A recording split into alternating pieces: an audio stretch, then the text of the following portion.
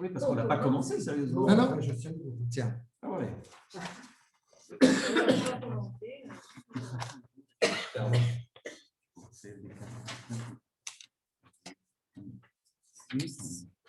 Non, mais je sais parce que tu m'as ça encore, tu vas te marrer.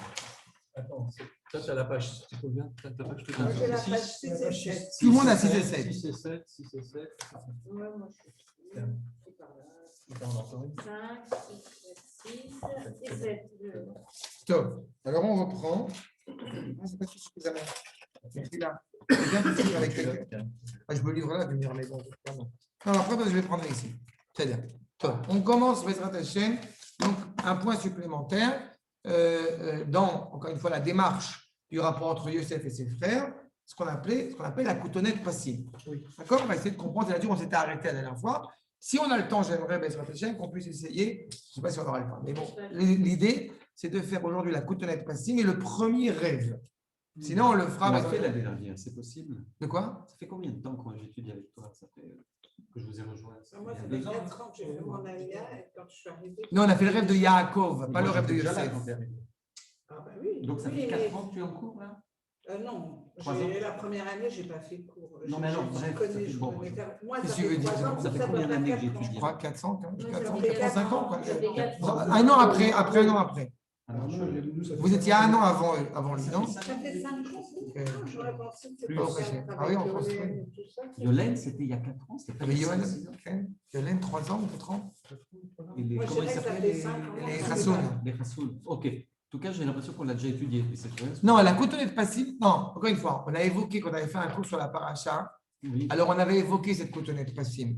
Mais encore une fois, je reprends toute la paracha pour essayer de bien cerner en détail sur cette haine éventuelle entre les frères de Yosef avec lui. D'accord? Et là, on rentre, après avoir fait une longue introduction, mais qui était fondamentale, pour comprendre la personnalité de Yosef, l'humilité de Yosef, la valeur de Yosef, il est important qu'on commence à rentrer dans le vif du sujet. Oui. Il y a deux notions évidemment fondamentales. Il y a celle de la coutonnette passive, et puis il y a celle des rêves de Yosef Hatzadik.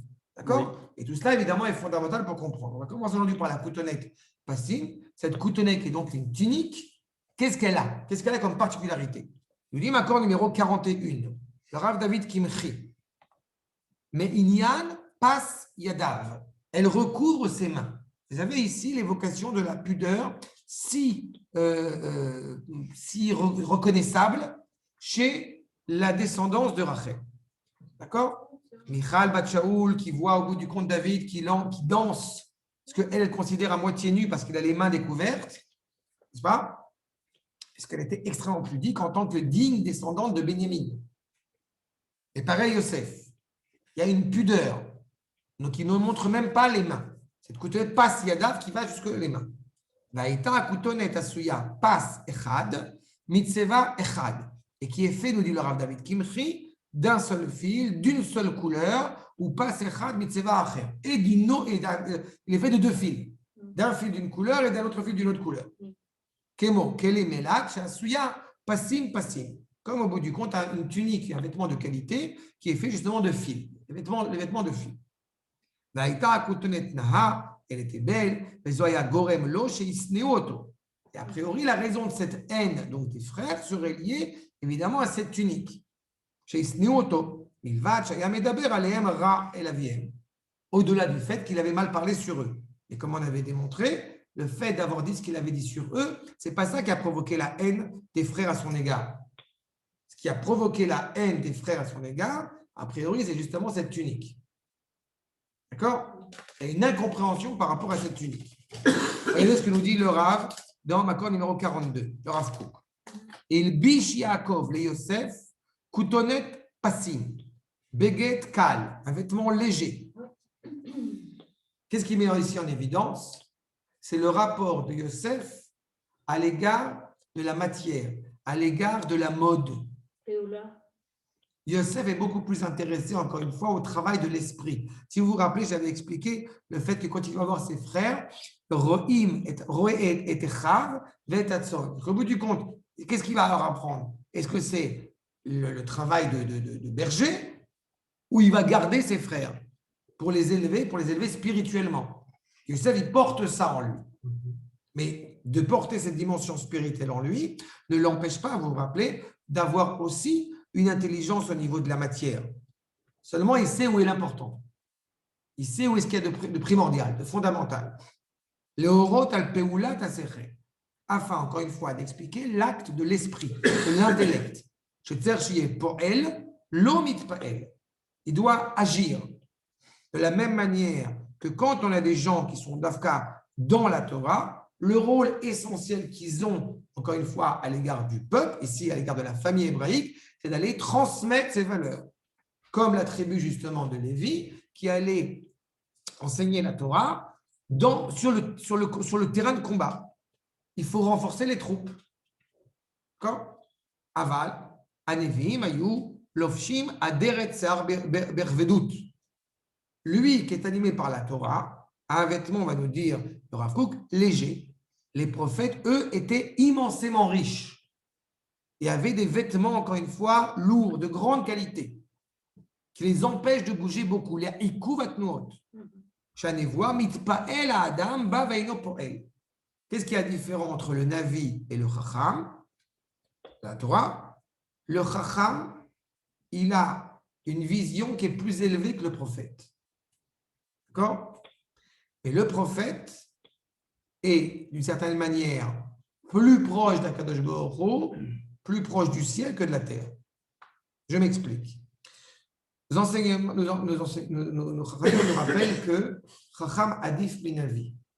D'accord? On avait expliqué toute la problématique entre la Sgoula, la dimension de Yehuda, face à la dimension de Yosef. Le Navi, c'est un ustensile, entre guillemets, qui reçoit la parole de Dieu. Mais c'est ta clé. Tout à fait. Il est dans le monde futur et il se tourne vers la réalité d'en bas. Le Chacham, c'est l'inverse. Le Chacham, il est ici et il dit au peuple quoi faire pour arriver à cette finalité. Donc le Chacham, a priori, Adif Minavi. Oui, mais c'est vraiment dans la description que tu fais du Navi. Chaque fois que tu nous en as parlé, ça me fait penser à l'ange. Comme s'il avait une espèce de fonction. Il y a une dimension. Comment dire, qui le traverse, mais dans laquelle il n'a pas de rôle. Il a un rôle énorme à jouer. Mais il est impartial, il est objectif dedans. Mais il est la personnalité, la prophétie qui va lui être livrée. L'ange, il transmet une fonction. Mais la prophétie de tous les prophètes qui ont eu lieu, eh bien, la prophétie est transmise à celui. La teneur de la prophétie, elle est intimement liée avec la personnalité de la personne qui la transmet. Ça va être super dur d'être prophète parce que quand il se réveille, il n'est pas ange, il est homme. Mais il n'est pas forcément endormi. Moi, chez Rabbeinu, c'était. Non, j'entends bien ce que je veux dire. Quand il se réveille, quand il revient. La prophétie, non, il est conscient de ce qu'il vit. Il est conscient de ce qu'il vit. Mais il est doué de parole. Et il est prêt à risquer sa vie pour donner cette parole. Et on va y revenir à ça parce qu'on va arriver à Yosef. Parfois, il s'oppose. Quand on avait étudié avec toi, quand on avait étudié Jonas, c'est extraordinaire. Parce qu'il croit que c'est la volonté réelle d'Akadosh Baruch Hu. Un Talmid Chacham qui est prophète, il est capable d'entendre et d'interpréter ce qu'il est en train de voir. C'est ça. Mais Jonas, c'était grand pour lui aussi. Exactement. Okay. J'ai du mal à comprendre le Chacham, c'est la définition, parce qu'en fin de compte, il y en a plein, alors que le prophète, il n'y en a qu'un quelque part. Non, mais il n'y en a qu'un qui est retranscrit. Oui, mais il n'y en a qu'un, par période, il n'y en a qu'un. Non. Non. Il y en a énormément. Les Nevi'im, il y avait des écoles de prophètes. Il y avait des écoles de prophètes à Jérusalem où ils étaient très prudents de bien conserver la pureté. Et on enseignait la musique, on enseignait les arts, parce qu'il fallait aussi aiguiser cette sensibilité pour justement être capable, être habilité à entendre la parole au moment où Akadosh Baruch Hu s'exprimerait. D'accord ? Mais les seules prophéties qui ont été retranscrites sont celles qui sont, encore une fois, en vigueur pour l'éternité. Okay.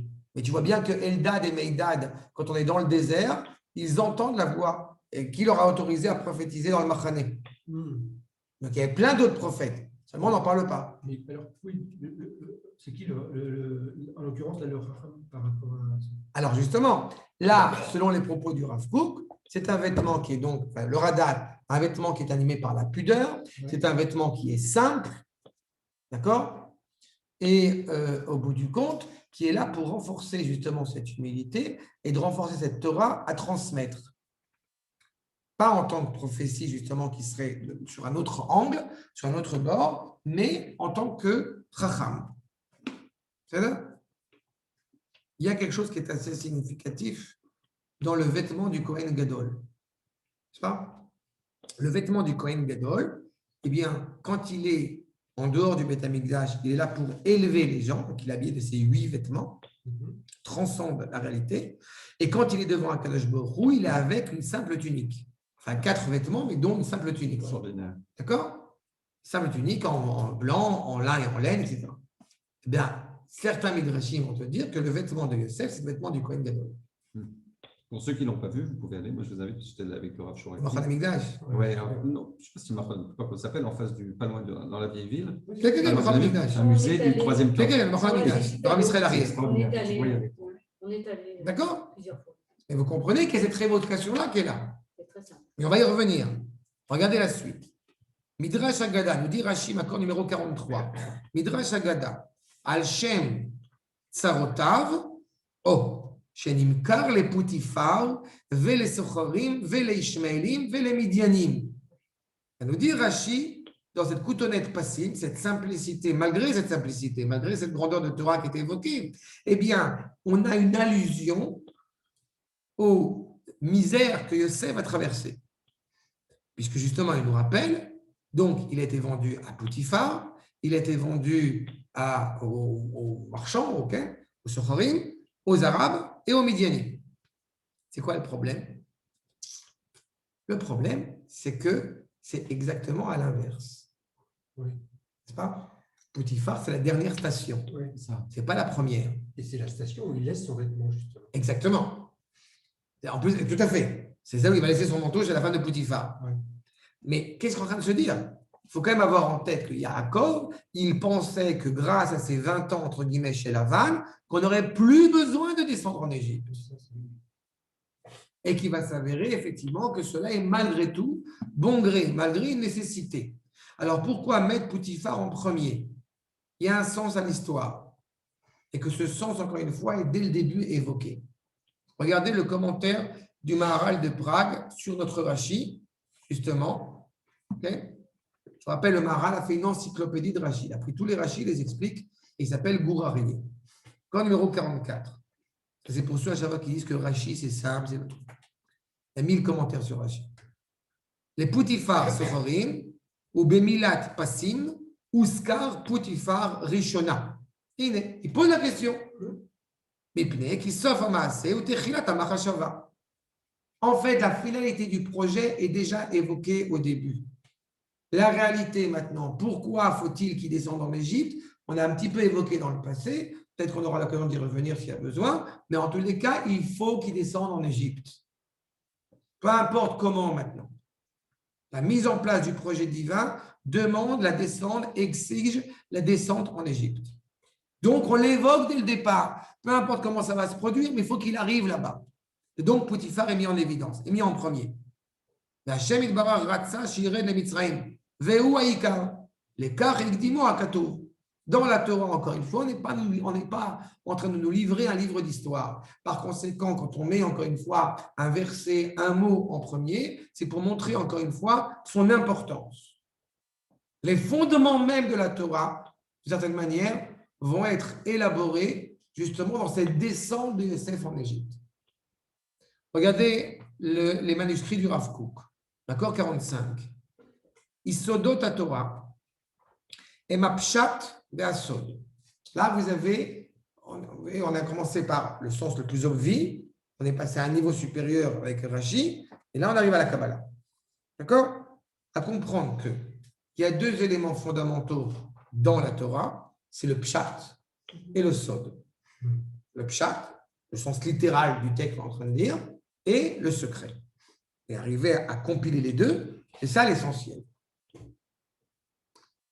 Adrouche ve aremez. Oh, alors on a 4 niveaux, pardes, pshat, remez, drosh et sod. Pshat, on a dit, remez, c'est l'allusion, drash, c'est le midrash, c'est déjà une histoire allégorique qui vient nous enseigner quelque chose, et le sod, c'est la Kabbalah. D'accord?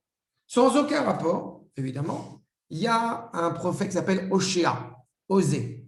D'accord? Osée en français, c'est pas Osée Joséphine. Oshéa.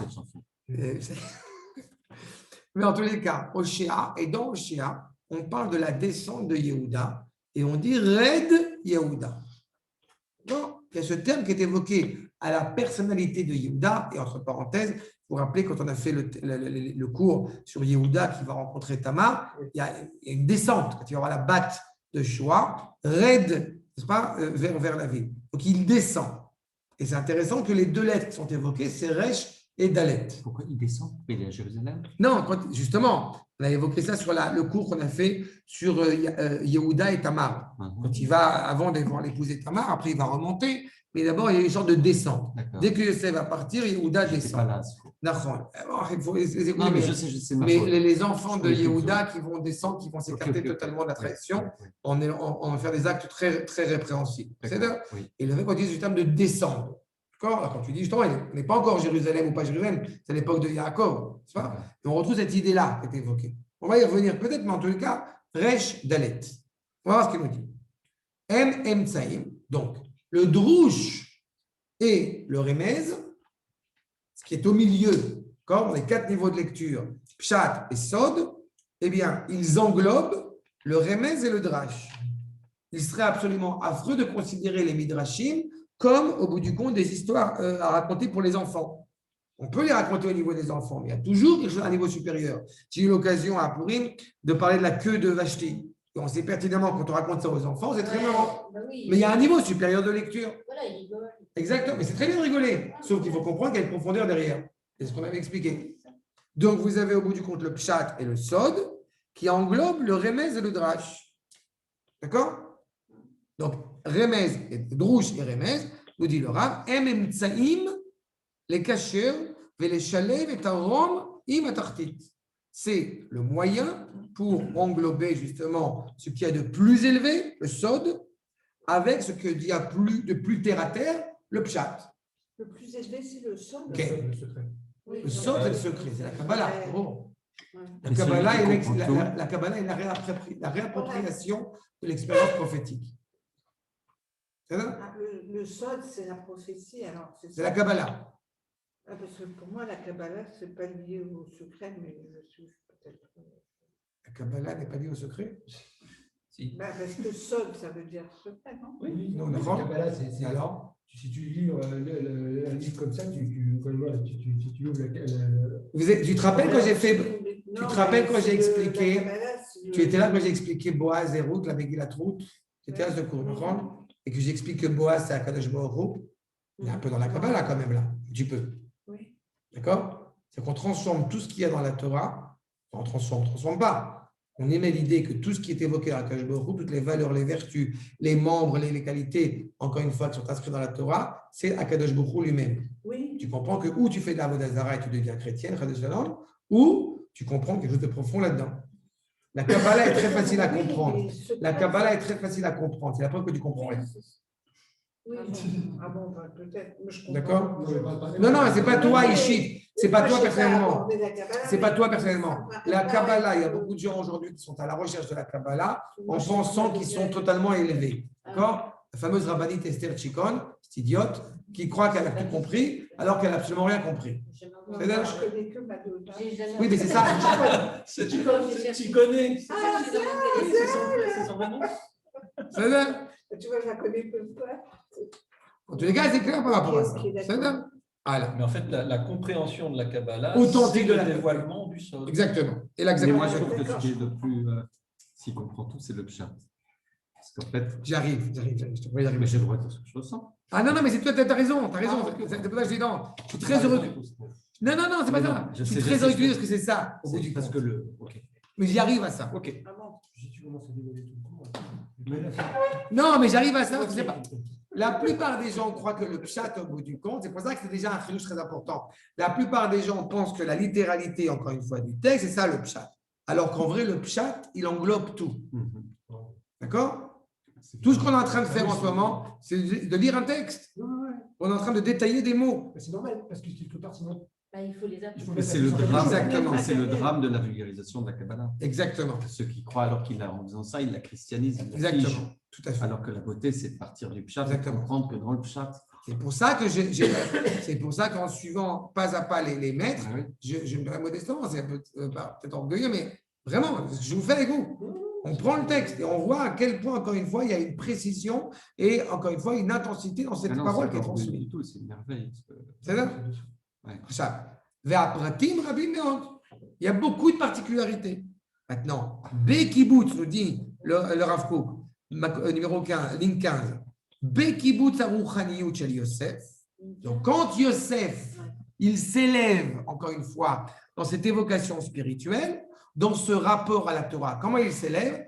Par le rapport à cette simplicité, à cette humilité qui est évidente chez Yosef Hatzadik, qui lui est donnée, qui lui est confirmée par cette tunique Koutonet Passim. D'accord? Il a cette tunique justement qu'il a fait. Yehuda, à l'inverse, Od Red Im El. Et Yehuda est à considérer comme étant descendant avec Akadosh Baruch Hu. Mais dans la Koutonet Passim et dans cette évocation de Yehuda Red, vous avez en fait la cohésion de la Torah telle qu'elle doit être comprise. Le Pshat et le Sod, et le Remez et le Drash au milieu. Ve Yosef, Ve Yehuda, à la fin des temps, justement. Dans la névoie, dans la prophétie, on nous dit clairement que Yosef et Yehuda, ils vont faire un seul arbre, un seul bois, un seul tableau. Yosef et Yehuda, Beyotam, les Etz Echad, c'est un seul bois. Arrête, Kol Etz Achaim, Kulo Shalem. L'arbre Etz Chaim Atem Marzikim Ba, la Torah authentique ne peut pas vivre ni sans Yosef, ni sans Yehuda. Donc les deux sont fondamentaux. Mais il faut qu'ils s'inscrivent dans cette cohérence. Et il faut qu'ils se construisent. Et il faut qu'ils soient profondément Remez et Drash et profondément Pshat et Sod, induits par la Koutonet Passim, Passim, Pshat, Sod, Pass, n'est-ce pas? Et que Yehuda, lui, va mettre le Remez et le Drash. Mais tout ça avec cette globalité. Ça veut dire, comme on l'a déjà un petit peu évoqué avant, mais que ça nous permet de bien comprendre cela, il ne peut pas y avoir de névoie sans Torah, il ne peut pas y avoir réellement de Torah sans névoie. Il ne peut pas y avoir de Torah sans Israël, il ne peut pas y avoir d'Israël sans Torah. D'accord? Et refaire ce que j'ai évoqué tout à l'heure sur ce rapport à la Torah sans la filialité hébraïque amène à la catastrophe. C'est exactement la problématique ici. Et Ruth qui dira Amer, Ami, Eloaich, Eloaich. Les deux ne vont pas l'un sans l'autre. Et c'est ça le Pardès. Et c'est ça le verger. Oui. Genre, J'ai un quand tu bouquin dis ça, là-dessus. ça fait penser au fait que c'est ce que je te disais la semaine dernière, c'est ce que j'avais entendu ou je ne sais pas où, que en fait la Koutonet Passim, c'était aussi le vêtement qui avait revêtu Adam. D'accord? Dans les choses. Et oui, Parce que, ça va dans le même sens. parce qu'il s'était vu nu alors qu'il ne savait pas ce que ça voulait dire. Et donc c'est une sorte d'appropriation de la connaissance. Il a fait. Je ne sais pas Oui, si c'est c'était- avec moi que tu l'as fait, mais on en a parlé il y a quelques années à Purim sur le Beket Or et Or avec Aleph. Rabbi Meir, c'est pas hasard qu'il s'appelle Rabbi Meir, c'est sûr qu'on l'a. qui a un vêtement de lumière De avec lumière. un Aleph. La Torah de Rabbi Meir, elle est allumée de lumière et pas de Or après la faute. C'est-à-dire que tout ce passage-là, et justement, c'est Rabbi Meir qui est capable d'aller prendre chez Acher, chez Lisha Ben Abouya, et d'arriver de retransformer au bout du compte cette Torah authentique.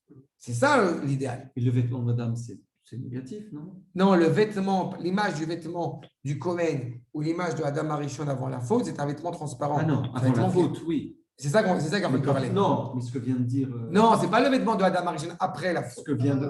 C'est le vêtement de Adam parler Arishon d'après, avant il y la en a faute. qui C'est écoutent. l'image de ce vêtement-là. C'est C'est ça? pas un Non, c'est avant la faute. Ouais. C'est pas après la faute. C'est le fameux kittel encore une fois, à Rosh Hashanah, qui fait ressembler à un malach. Tu ressembles à un ange. Ah, d'accord, ok. Moi, j'ai D'accord? Ok. Laurent, le kittel, ça va, tu sais ce que c'est? Quitter, oui. Ah, ça, Rabotai.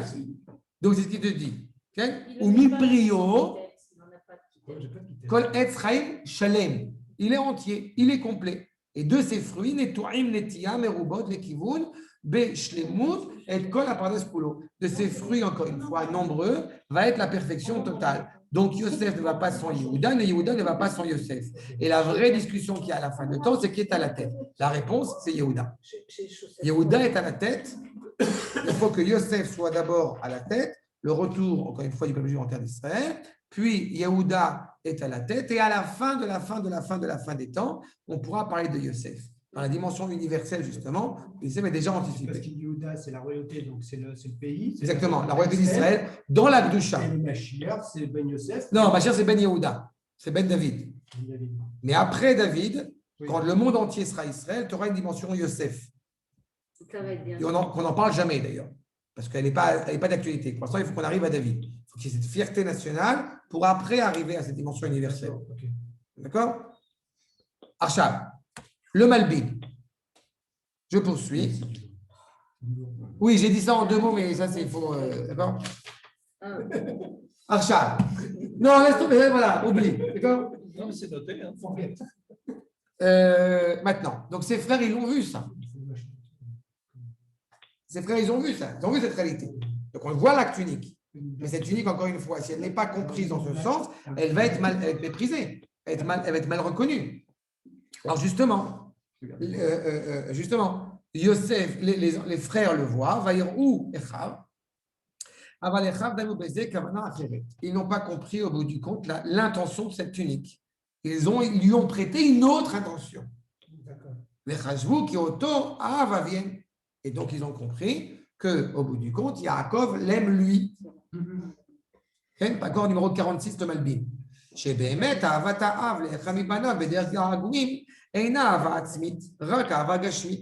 De manière générale, si Chaz v'Chalila, on comprenait l'amour d'un père à l'égard de son fils, pas comme il faudrait comprendre ici la parole divine, automatiquement, ça serait un amour matériel, physique. D'accord? Je t'aime plus que ton frère. Il n'y a rien de plus terrible que de dire au bout du compte. Je préfère la côte de bœuf. Voilà. Non, chez Michemont. C'est ça. C'est ça, exactement. Dire, c'est ça. Exactement. Non, mais il n'y a rien de plus terrible dans la même optique que de dire au bout du compte, ah, regarde ton frère, comment il se comporte. En gros, tu es en train de dire que toi, tu ne vaux rien. C'est de créer Exactement. une différence. Exactement. Et ce n'était pas ça qu'a fait Yaakov. Il a, encore une fois, comme on l'avait évoqué par rapport au droit d'aînesse, il y a un devoir d'aînesse. Mais les frères ne le comprennent pas comme ça à ce moment-là. Parce qu'il y a un devoir de responsabilité. Tu as des frères et sœurs, c'est bien. C'est un frère. T'en parles jamais. Non, mais c'est Bettelbot, j'en parle pas. T'as ta réponse. Maintenant, Em Chashvu, Ah, quand même. Em Chashvu, chez Oavo Ava Atzmit, ils avaient le sentiment qu'au bout du compte, Yaakov aimait Yosef en tant que tel, par essence. Chez Alze Amar, qui auto Av, lui, il l'a aimé. וכן באשר ראו כי אהב אותו מכולם, ויש עכשיו להימצא גם בהם ילד שעשועים. Alors que, absolument, évidemment, Yaakov aime tous ses fils. Et automatiquement, il y en a un qui aurait une particularité, qui aurait un lien privilégié. Et du coup, il le haïssent. ולכן, ישנאו אותו. והוא, et comprenez encore une fois ce que ça implique. Parce que s'ils le comprennent mal, ce n'est pas seulement Yaakov, il aime Yosef. C'est Yaakov, au bout du compte, tel qu'ils vont le comprendre, il y a une mutation supplémentaire. D'où le nom. Oui. Pourquoi le nom? Yosef. Ah, non, mais Yosef, c'est par rapport à Benjamin. Oui. Il y a une mutation supplémentaire. Mais par rapport Ça à son veut- père. Non, ça veut dire que Yosef, semble-t-il, va assurer la pérennité hébraïque Oui. et que les autres frères pourraient disparaître de l'histoire, ce qui n'est pas envisageable. D'accord? J'ai pas compris. À partir du moment où tu as Yitzhak et Ishmael, Yitzhak et Ishmael, Yitzhak poursuit la pérennité, poursuit les engendrements. Yaakov et Esav, Yaakov poursuit les engendrements. Qui te dit que c'est fini? Ils ne le savent pas à ce moment-là. N'est-ce pas? Donc peut-être qu'au bout du compte, celui qui va continuer la tradition hébraïque, la transcendance hébraïque, les engendrements hébraïques, c'est Yosef, et que les autres, excusez-moi l'expression, ils passeraient à la casserole. Et ça, ce n'est pas évident. C'est loin d'être acceptable. D'accord? Pourquoi est-ce qu'ils n'avaient pas la carrure pour accepter? A priori, c'était quand même. Oui. C'était pas n'importe qui. Ils auraient- Nahon. Mais comme j'ai dit, ce qui remet en cause, ce n'est pas les remontrances de leurs frères. Non. Il y a une incompréhension, il y a un problème de communication entre les Oui, frères. mais quelle que soit la raison, ils s'abandonnent quand même à la haine. Mais ils pensent qu'ils font la bonne chose. Ah, d'accord. Non, attends. D'après ce que tu viens de décrire, On va y arriver à ça. je ne comprends pas. Pourquoi sont- il fallait qu'un Tu écart dis qu'ils sont jaloux. C'est-à-dire qu'en fait, le frère, le père, Il dans n'y a la pas qu'ils sont façon- jaloux. Non, Ils ont mais dit le qu'il père, le dans la haïssent. façon qu'il a eu de regarder le fils, il a distingué le fils. Voilà. C'est D'accord. ça que tu dis. Et ça, c'est fondamental. Non, attends, il l'a distingué D'accord. et eux se sont sentis pas distingués. D'accord. Et c'est ça qui a créé la haine vis-à-vis de leur D'accord. frère. Donc c'est bien une forme de jalousie. Non, parce Voilà, que la je comprends pas. distinction de Yaakov dans la manière dont il agit, Oui, c'est pour que justement Yosef, qui est donc le fils aîné de Rachel, oui, il puisse prendre la responsabilité morale sur ses autres frères. d'accord. Et Et les frères ont Mais mal eux, les interprété- frères ne le ils comprennent ont pas comme ça. interprété correctement Oui, mais tu peux l'intention de. Les frères ne le comprennent il y a pas deux comme choses- il y a ça. deux choses que je ne comprends pas. Il y a la question d'abord de Liette que je comprends. C'était pas n'importe qui, c'est les fils de D'accord. Jacob. Et ils ont et leur père leur fait comprendre qu'ils ont besoin d'un grand frère pour les garder, qu'ils ont un manque et que le frère va Qui englobe tout, un grand frère qui en plus est plus qui est petit. plus petit et qui englobe tout. On va y arriver à souvent ça. dans les familles ça. D'accord. Ah oui. Mais je dis là, il y a une nuance fondamentale. C'est que les frères, il y a une nuance fondamentale. C'est que les frères, encore une fois, sont, et on le verra quand on arrivera à la vente, sont persuadés qu'ils agissent de manière juste ou cohérente, En voulant tuer leur en voulant, au bout du compte, Ouais, mais- nuire à celui qui va nous emmener en Égypte, à celui qui va prétexter que la Torah peut être représentée et présente et vivante partout, même en dehors d'Israël. Mais attends, ça on peut le comprendre. Ça. Non, de comprendre quoi? Qu'ils détestent quelqu'un qui veut les amener en dehors d'Israël. Bien fait. Et leur dire que moi, si demain Mais arrive tu quelqu'un as- ici, un frère. Mais qui c'est dit, pour ça que je te dis que la dispute entre les deux, elle est beaucoup plus complexe qu'elle en a l'air. Comme j'ai dit. Alors il y a- pourquoi le père n'a pas explicité? Mais Oui, parce il que n'a pas fait un conseil de famille, Yaakov lui, est en train de. Yaakov, on avait dit Vaïchev Yaakov. Yaakov était persuadé, au bout du compte, qu'on n'aurait pas besoin de sortir en Égypte, que ce qui avait été annoncé à Abraham était exploitable ici en Eretz Israël. On est guerre, on est résident étranger en Eretz Israël. On n'a pas besoin d'être résident étranger en Égypte. On vit notre étrangeté ici. Mais Akadosh Baruch Hu, c'est quand même lui qui dirige l'histoire. Il a décidé autrement. Tu ne peux pas te constituer en tant que nation hébraïque si tu ne vas pas dans l'état le plus matérialiste qui existe.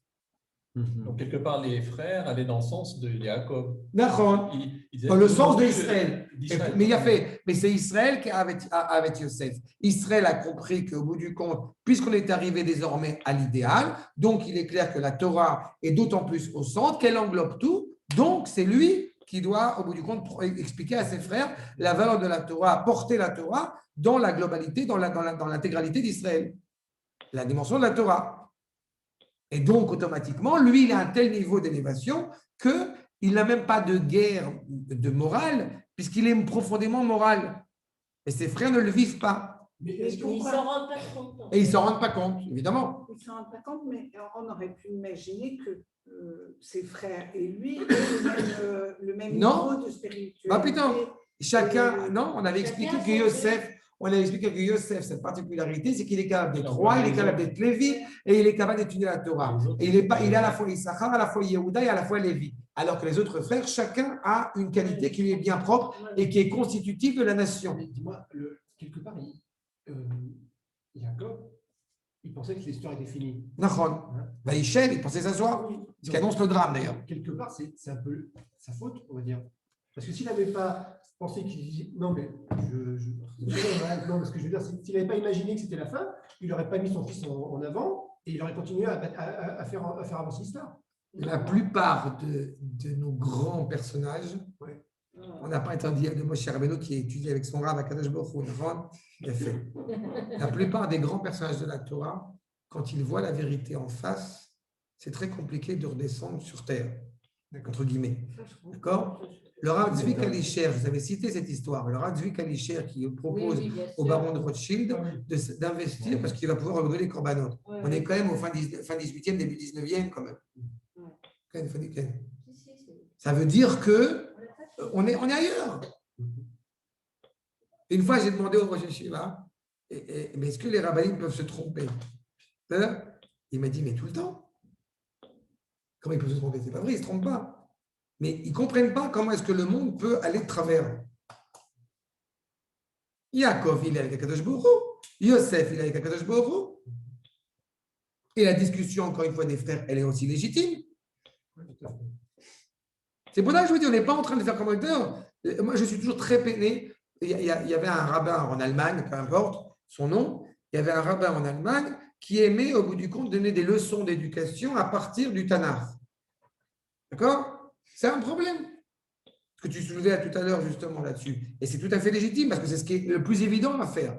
Voilà comment est-ce que Yaakov, il a élevé ses enfants, donc voilà comment moi, je vais éduquer mes enfants. C'est faux. Il y a une complexité, il y a des messages, encore une Rappelle-moi fois. combien David avait de femmes? 18. Non, mais lui, il peut. Non, c'est bon. Non, lui, il peut d'abord. 15. D'abord, lui, il peut. Non, d'abord, lui, parce qu'il est roi. C'est encore un truc intéressant, il est roi. C'est ça? Et vous comprenez la problématique. On est en train de voir que la discussion qui est en train de se mettre en place est une discussion qui est fondamentale pour, encore une fois, l'organisme du peuple juif. C'est ça? Ça va, Botaï. Je reprends. Ligne 20. Donc, Yev cherche le Imatseben. Non, j'avance, ça j'ai déjà dit. Veuki Adata. Donc, jusqu'à présent, Rak Echad Ben Minabanim. Jusqu'à présent, ce qui s'est produit, c'est qu'il y avait un seul enfant qui prenait au bout du compte l'étendard. Yitzhak, Yaakov, Ayalev, et les Sgoulav, et Terabanim, Ayuk et Klipot. Et tous les autres enfants étaient des écorces, encore une fois, pour mettre en place le fruit. Ishmael, Nitre, et Pnei Yitzhak. Ishmael était récusé, n'est-ce pas? Ça peut faire valoir, en fait. Exactement. Et Pnei Yitzhak, et ça, et Pnei Yaakov. Et ça n'a pas de sens, si ce n'est, encore une fois, pour mettre en place l'avènement de Yaakov. Et Yitzhak et Yaakov, Yershu Birkat Avraham, ils ont reçu tous les deux la beracha de Avraham, d'Enes, la beracha de Yerushat Haaretz, ve Adibuk Elohim. Ils ont reçu trois éléments essentiels, le lien à Kadosh Baruch Hu, le lien à la Torah et le lien au peuple juif. Non, l'héritage, la suite. Veraou chez Yaakov, Avet Rak et Yosef. Je répète ce que j'ai dit tout à l'heure. Ils ont vu que Yaakov aime Yosef. Donc, qu'est-ce qu'ils entendent là-dessus? C'est qu'on va mourir. On va disparaître de l'histoire. Alors donc, que en faisant ça, ils tuent leur père aussi, d'une certaine façon. Ils renient leur père. quand on va arriver à ça, on va y reparler. Ce n'est pas ils renient pas leur père, mais ils ont cru qu'ils faisaient ce qui était juste. Enfin, ils n'ont pas confiance dans le choix du père, en tout cas. Il y a une problématique. Okay. Mais Yaakov, il a aussi une ambivalence, n'oublie pas, entre Yaakov et Israël. Où se passe le peuple? Je répète, est-ce que le peuple, c'est la Torah ou c'est Eretz Israël? Et l'un ne va pas sans l'autre. Oui, mais là, Yaakov, il ne renie pas Israël. Il dit que, OK, Israël, il faut que ça passe par un certain À long terme, Yosef a raison ou non? Ben oui. Non. Pourquoi? Il faut que ça passe par l'Égypte. À long terme. À long terme. C'est-à-dire, à long terme. Quand arrive le moment de revenir en Eretz Israël, oui. Est-ce que Yosef a raison? De vouloir revenir en Israël? Non. Est-ce que quand il est arrivé le moment de revenir en Eretz Israël, est-ce que la conception de Yosef de passer par l'Égypte? De rester en Égypte? Non, parce que Yosef, évidemment que non. Non, Il voulait rester en Égypte. On a dit que Yosef, lui, non. Non, mais lui, non. À sa conception. Mais la conception, elle a impliqué ça. Tu vois bien ce qu'elle a produit comme problème. J'ai évoqué cette problématique. Oui, mais tu nous as expliqué qu'il fallait que ça passe par l'Égypte. Moi, c'est un truc que je ne comprends toujours pas. Pourquoi, pour que le peuple hébreu naisse, il fallait passer par l'Égypte? Pourquoi l'Égypte est la matrice? Je ne l'ai pas encore compris. J'espère qu'on y reviendra là-dessus, à l'approche de Pessah. Mais j'ai dû déjà l'expliquer, mais c'est très bien que tu me demandes. On aura l'occasion de le refaire. Le fait est, c'est que Yosef, en étant en Égypte, encore une fois, il est en train de valoriser l'idée de transmettre, encore une fois, les valeurs hébraïques au monde entier. D'accord? Le danger. Non, parce que le Rav Uri Cherki a son corps défendant, qui est mal compris dans pas mal de domaines, justement là-dessus, c'est que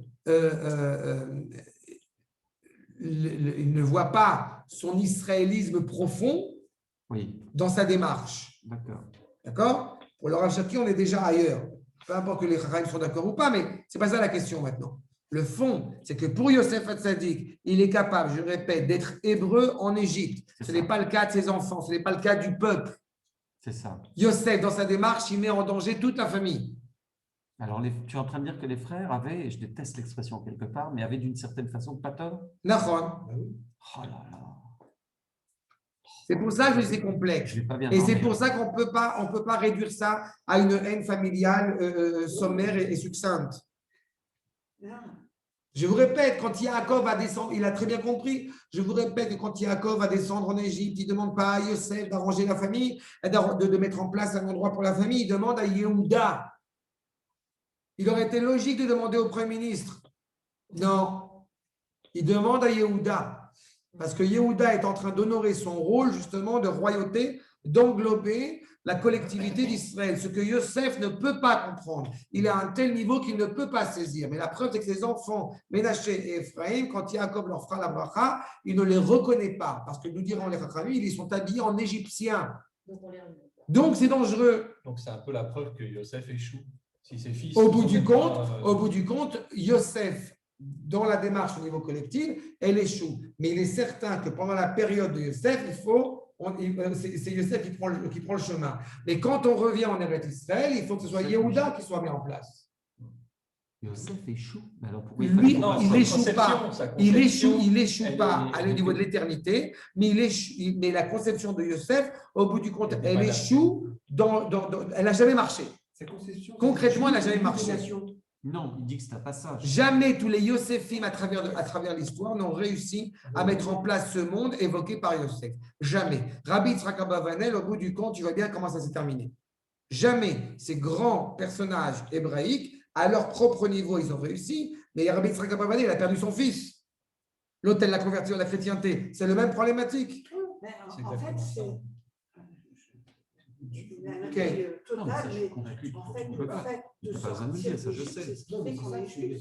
on est hébreu, mais Vadaï. Si tout le monde avait été comme Yosef, ça n'était pas un problème. Non, mais c'est très important. Et Yosef, on est confiant. Yosef Gematria Tzion. Yosef demande qu'on ramène bien ses eaux en Eretz Israël quand on sort d'Égypte. Donc il a compris cela. Mais il faut passer par toute cette démarche pour arriver à ça. Pourquoi? C'est ça. Non, mais je ne comprends pas pourquoi. C'est Metsuyan. On va arriver là de là. Je vous dis que c'est un sujet qui juste pour reprendre donc les griefs en fait de ses frères.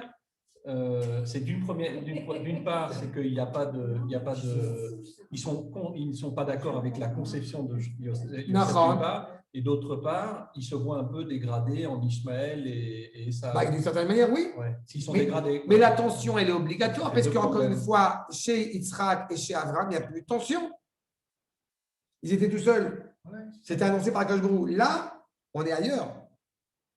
Mais la problématique de ce projet, comme je vous le rappelle, c'est qu'elle est annoncée déjà à Abraham Avinu, Esra Goy Gadol.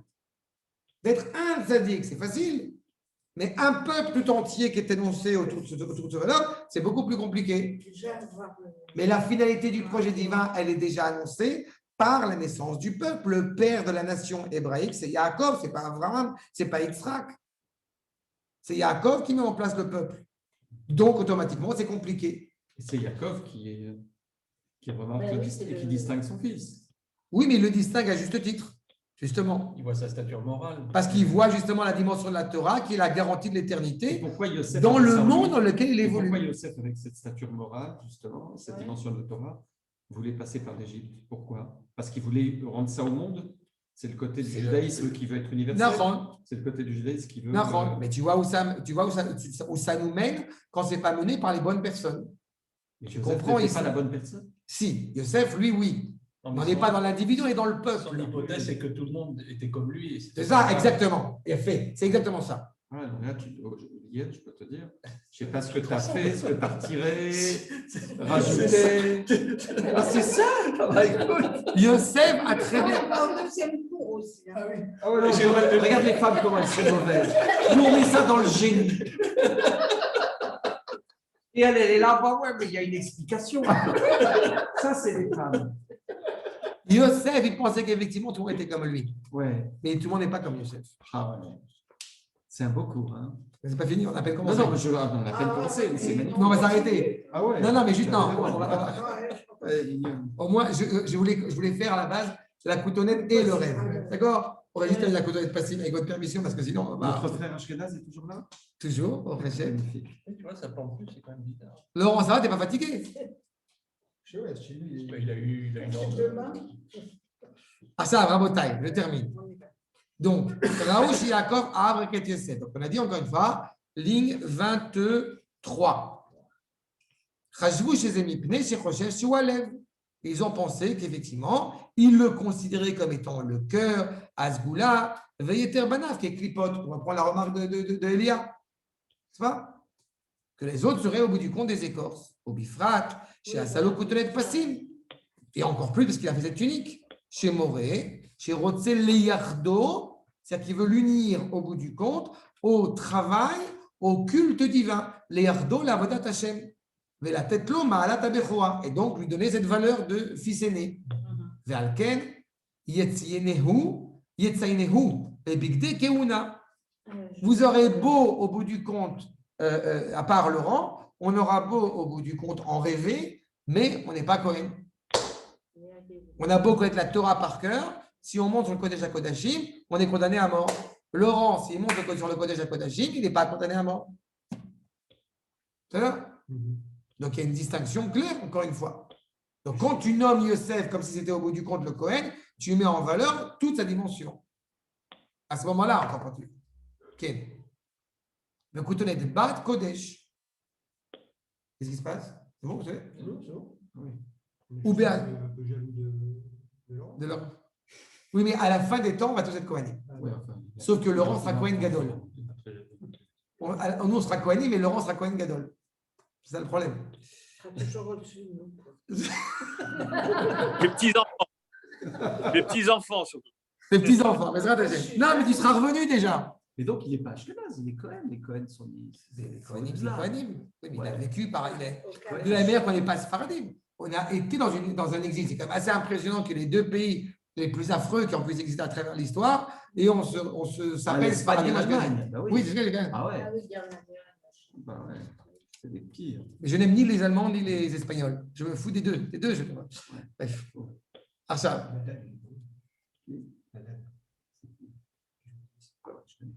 Ou Be'asher nidme lahem, chez Ish Ge'e. Donc, encore une fois, ils ont l'impression qu'il est orgueilleux. Mistarer alehem. Ils ont l'impression qu'il est orgueilleux, qu'il prend, encore une fois, le pouvoir sur eux.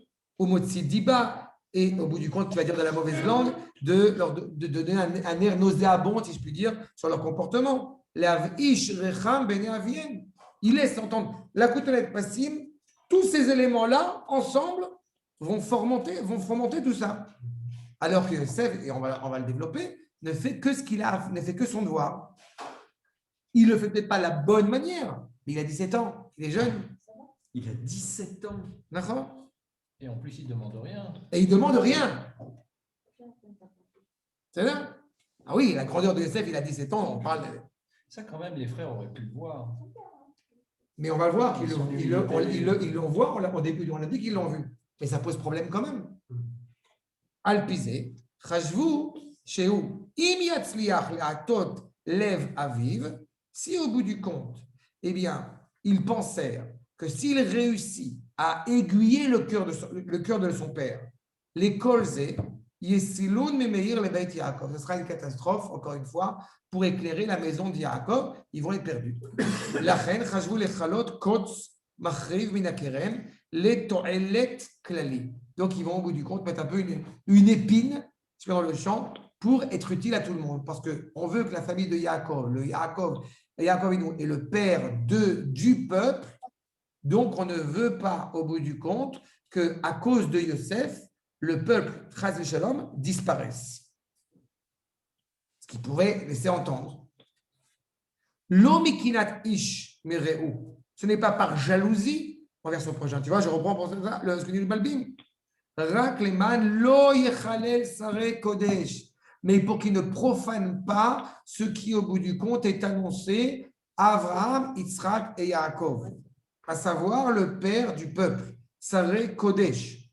Veiten lecherem Yaakov veIsraël les Gidoufim, et qu'au bout du compte, eh bien, il ne souille pas, il ne fasse pas souffrir l'héritage de Yaakov et de Israël par ce cheminement. Et donc, eh bien, ils ne peuvent pas supporter le Yichlou, Isbol, Ibero et Shalom. Ils ne peuvent pas parler avec lui en harmonie. C'est pour ça que le verset poursuit dans le Yichlou les Daber, les Shalom. Pourquoi ? Parce qu'il est contre l'harmonie. Sa personnalité va à l'encontre de cette harmonie fraternelle. Donc, il faut trouver une solution. Mais ils ne font rien pour l'instant. Ils ne font pas un acte répréhensible. C'est un peu embêtant, plus qu'embêtant. Retsonoloma. Ma shewaya medaber elem et shalom. Qu'est-ce que fait Yosef? Il leur parle avec gentillesse. Il continue. Il est rempli d'amour à leur égard. Et plus il les aime, plus il le haïssent. Mais il doit avoir l'impression qu'il les provoque, quoi. Mais qu'est-ce qu'il va dire à la fin, quand les frères ont eu très peur après la mort de Yaakov? Il faut quand même des vertus exceptionnelles pour être capable de montrer tout l'amour de Yosef à l'égard de ses frères en dépit de ce qu'ils ont fait.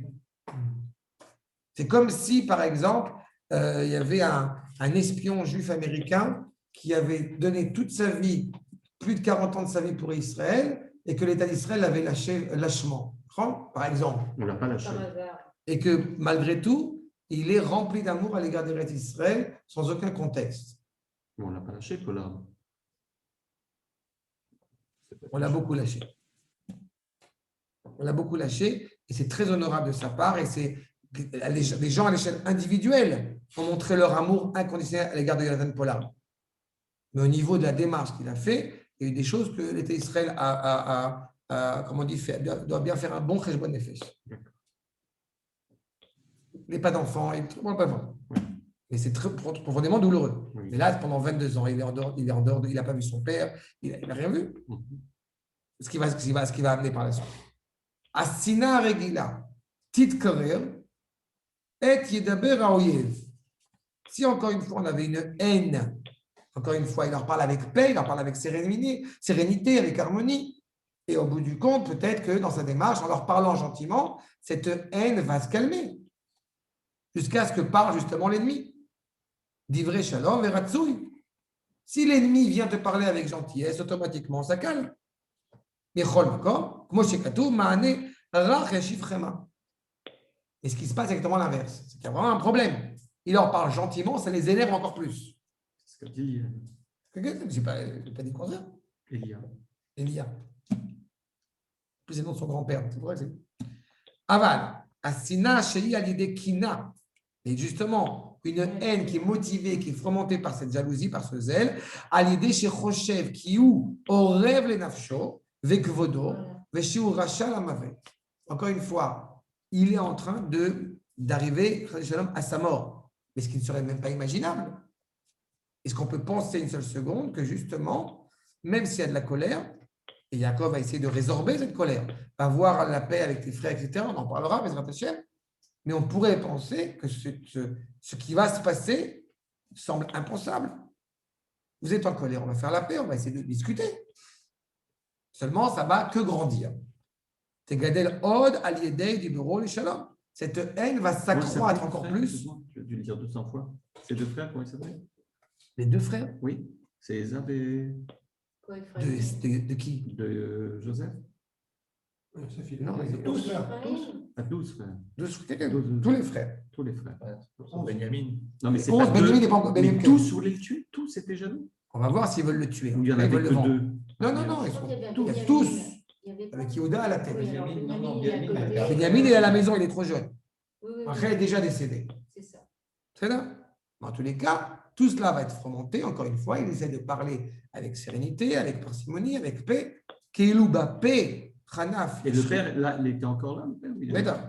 Et pourquoi c'est pas le père qui a fait Non, le tu conseil veux de plus famille que ça. pour expliquer? Pour l'instant, on voit ce qui se passe entre les frères. On va voir ce que Yaakov a proposé après. Attends, on parle de la coutelle passive et de ce qui est motivé dans cette haine. Il faut juste avoir un détail, c'est que non seulement Yaakov est vivant, et pour la petite histoire, Yitzhak Avinu est aussi vivant. J'adore la petite histoire. Non, Là, c'est vraiment... ah non, c'est pas n'importe quoi, parce que Yitzhak arrive. C'est un détail en passant qui est C'est vraiment important. la blague du 40. Qui est fondamental.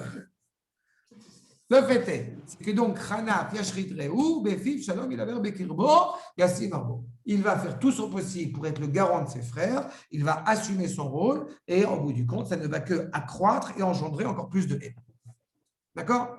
Et le Midrash, encore numéro 47, le Midrash de Tanchuma,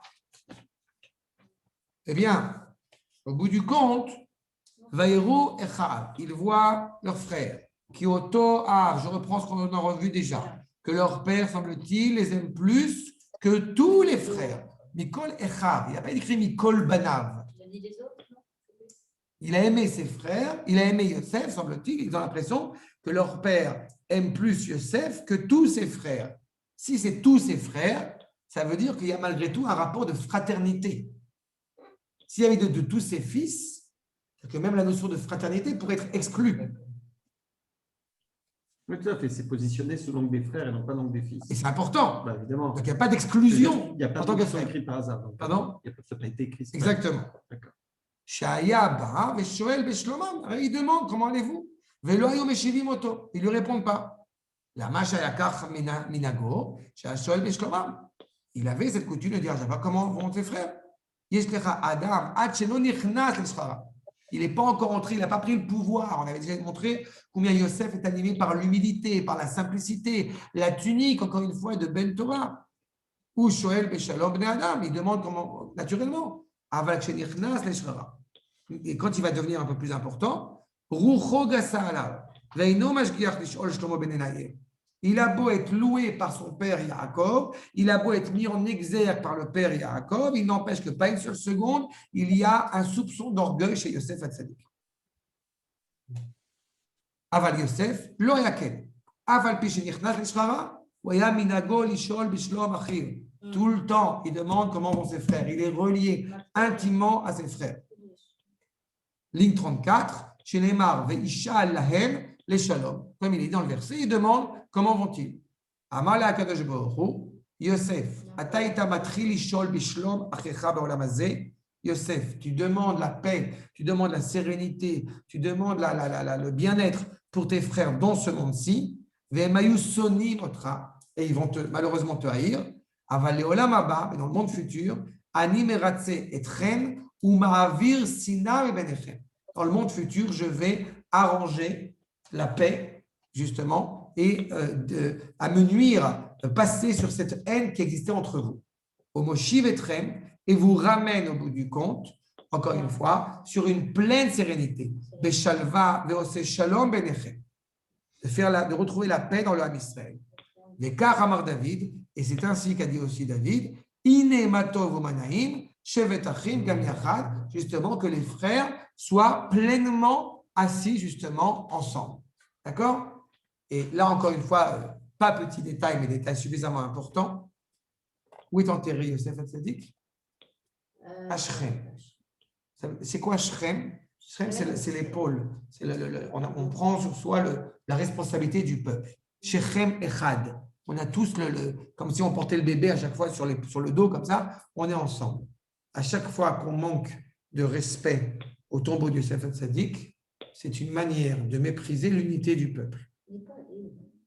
C'est-à-dire, ils ont détruit malheureusement le tombeau de Yosef Hatzadik plusieurs fois. Et à chaque fois, les Juifs, au Hachem, vaillants, sont allés le reconstruire. On ne peut aller sur le tombeau de Yosef pour l'instant que dans un bus protégé avec écrit, inscrit, Qu'est-ce qui est inscrit sur le bus? non, qu'il est protégé des tirs, etc. On y va en pleine nuit comme des voleurs sur la tombe de Yosef. Shrem est au centre d'Israël. Shrem, c'est là où Yosef était au bout du compte, est arrivé, où les frères étaient. Shrem, c'est là où il y a eu malheureusement le drame de Dina, n'est-ce pas, avec Shrem, justement, Shrem ben Hamor. Et c'est là, au bout du compte, on peut retrouver l'unité du peuple. Yaakov avait anticipé en achetant toute la ville de Shrem. Vous êtes toujours conscient de cela, qu'il y a 3 villes en Israël, 3 endroits en Israël qui ont été achetés par de l'argent, Hebron, Yerushalayim et Shrem. Et ce sont les 3 endroits, évidemment, que les Goïms nous contestent. Donc, d'autant plus le reste. Mais quand ils contestent ces 3 endroits-là, ils ne contestent pas seulement le fait qu'on les ait achetés, ils contestent au bout du compte l'intégrité, l'éternité, la pérennité du peuple juif. C'est pour ça qu'en manquant de respect à Yosef, on ne manque pas seulement de respect à Yosef, ce qui est en soi très grave, mais on manque de respect dans toute la dimension du peuple juif. Une des choses pour réparer la faute justement de cette haine, c'est justement en allant construire, j'ai envie de dire, des caravanes, des immeubles, des maisons, des villottes à Shrem. Et malheureusement, on fait exactement le contraire, en tout cas pour l'instant. Non, mais Shrem, c'est une ville arabe énorme. Je comprends le problème. Non, mais je veux dire, on peut tout envisager, mais Tu comprends le problème? On peut envisager, mais Tout est envisageable. non, mais les virées de Shrem, c'est. Non, mais j'en rêve. Je vote demain. Moi, je n'en rêve pas. Non, mais comment tu vas le faire? Tu vas faire quoi? Moi, je n'en rêve Tu vas pas. voler un char de l'armée? Je n'en rêve pas. Ça ne se fait qu'au niveau de l'État. Mais je n'en rêve pas. Je suis scandalisé par ça. Et on est en plein dans cette problématique-là. Je n'en rêve pas. On est en plein là-dessus. Il faut comprendre à chaque fois. Ce ne sont pas des propos politiques. Il faut comprendre que chaque millimètre, que chaque centimètre, encore une fois, d'Eretz Israël entretient cette problématique-là. J'insiste sur ce point parce que quand on va rentrer dans la Haggadah de Pessah, il y a le fameux Karpas. Vous voyez qu'on retrouve. C'est pour ça que je termine avec cela. Le fameux Karpas, le céleri, du céleri. On prend des pommes de terre ou des radis parce qu'il n'y avait pas de verre. Les carpas, à la base, c'est le céleri qu'on nous trempe dans le vinaigre, pas, ou dans l'eau salée. Dans l'eau salée, moi je trouve ça délicieux. Je ne sais pas, c'est une catastrophe. Ça ouvre l'appétit. Mais qu'est-ce que ça nous fait faire rappeler, carpas? Carpas, ça nous fait rappeler deux choses. À la fois, au niveau de l'esclavage égyptien, ça nous fait rappeler, c'est pour ça qu'on ne le mange pas à côté, parce que ça nous fait rappeler les 600 000 juifs, carpas, qui ont travaillé à Avodat Parer. Carpas, Kaf, Resh, Pei, c'est Parer à l'envers. Donc l'Avodat Parer, un travail difficile en Égypte, mené par les 60. Sa mère, Gematria, 60. Les 600 000 juifs en Égypte qui ont travaillé. C'est pour ça qu'on ne mange pas en accoudant ça. Et la deuxième chose qui nous relie directement à notre sujet, c'est qu'il y a un des personnages qu'on ne parle absolument pas dans la Haggadah. On parle de tout le monde dans la Haggadah. Et ça, on en parle de Yoshua et de Moshe Rabbeinu l'Avdil. On en parle, on ne parle pas de Yosef. Un des commentateurs sur la descente en Égypte, eh bien, est évoqué au nom de la vente de Yosef.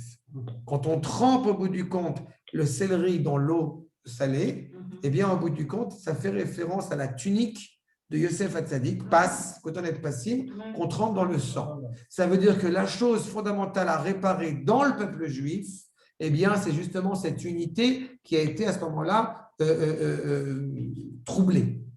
D'accord? Et c'est pour cela aussi que quand à chaque fois on entend, et je répéterai à chaque fois, que quand on entend malheureusement des gens qui disent on est prêt à s'asseoir avec des Arabes et pas avec des Juifs fanatiques sionistes religieux de droite, eh bien, il faut être scandalisé par ça parce qu'on est en plein dans la problématique qui est soulevée ici. C'est Bibi dont tu parles là. Lui et d'autres, peu importe qui, les noms ne m'intéressent pas. Mais le fond, encore une fois, il est là. D'accord? Top. On a fait la Koutonet Passim. La prochaine fois, Bezrat Hashem, on commencera à parler du rêve, du premier rêve de Yosef Hatzadik. C'est mercredi prochain. Mercredi prochain. Bezrat Hashem. Et quand est-ce que tu nous feras un cours sur les raisons pour lesquelles il fallait que Israël naisse dans la maternité, enfin, bref. La matrice égyptienne. Oui. Tu l'as sûrement déjà fait. Il faut que je retrouve si je vois, j'ai déjà un cours, il me fait là-dessus. C'est quand même un sacré sujet. Mais c'est important. Tu Je as te la dis, réponse, toi, Eliane de manière générale, il y a Il n'y a pas si longtemps. Il y a eu un cours il n'y a pas longtemps. j'ai évoqué cette fois. Non, ça a été évoqué. Ça n'a pas été expliqué. Je te dis un truc en un mot pour que tu comprennes bien. Yaakov ne peut pas devenir Israël sans se battre avec Esav. Yaakov, c'est la dimension de la Torah. Quand il se bat avec Esav, il devient une dimension nationale telle qu'évolue par Akadosh Baruch Hu. Il fallait que ça passe par l'Égypte pour qu'il y ait combat avec ça. Et d'une certaine manière, l'Égypte est la dimension la plus matérialiste qui existe. Donc, on va apprendre à construire un pays. Laurent, je suis là, toi tout de suite. Ken. Ah, tu veux dire au revoir ou tu veux autre chose? Il est parti. Il est parti. Ah non, il est encore là. Non, il est là, il est là. Ken, Laurent. Non, mais c'est bon, il a été. Laurent, je Je vais t'écoute. partir, mais j'y arrive pas. Ah, Ça, on va dire merci. C'est la meilleure. tu voulais une question ou c'est tout? On va le laisser. Non. Alors, je te dis Shabbat Shalom. Plein de bonnes choses, Bezrat Hashem, Laurent. Shabbat shalom, merci pour ce beau cours. Avec Shabbat plaisir. Shalom, Laurent. À la semaine prochaine. Merci beaucoup, Laurent. Plaisir de t'avoir avec nous. Bonsoir à tout le monde. Bye, Toda Rabba. Ça, c'est pas vu.